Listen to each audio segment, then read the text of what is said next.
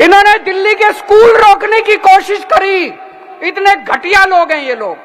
दिल्ली के स्कूल ये चाहते हैं कि गरीबों के बच्चों को जो शिक्षा इनके बच्चों को मिलती है वैसी शिक्षा नहीं मिलनी चाहिए गरीबों के बच्चों को। इन्होंने दिल्ली के अस्पताल रोकने की कोशिश करी।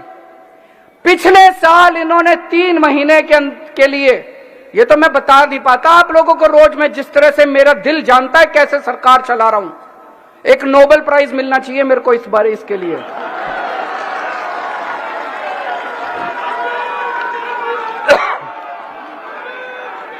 कि किस तरह से बीजेपी वालों ने और दिल्ली के एलजी ने दिल्ली के लोगों को दुखी करा और किस तरह से दिल्ली वालों का बेटा करके दिल्ली के लोगों की सारी समस्याओं का समाधान केजरीवाल। इस बात के लिए नोबेल प्राइज मिलना चाहिए। पर मेरा नोबेल प्राइज तो आप लोगों, मेरा नोबेल प्राइज आप लोगों।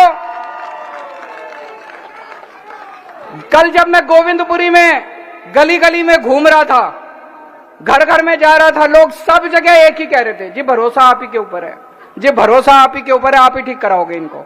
मैंने कहा मेरे ऊपर भरोसा रखना, बोले जी आप ही पे है, इन पे बीजेपी वालों पे नहीं है।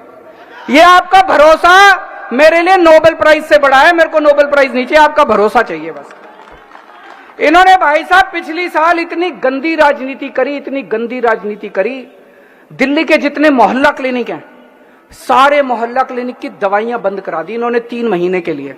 3 महीने के लिए सारे मोहल्ला क्लिनिक, कई मोहल्ला क्लिनिक जो है वो किराए पे मकान लेके चल रहे हैं। किराया रोक दिया इन्होंने, बीजेपी वालों ने। टेस्ट रोक दिए, लेबोरेटरी के साथ जो हमारा कॉन्ट्रैक्ट था वो बंद करा दिया इन्होंने। आप ये कहोगे केजरीवाल कैसे कह रहा है, सरकार तो हमारी है। सरकार हमारी है जी।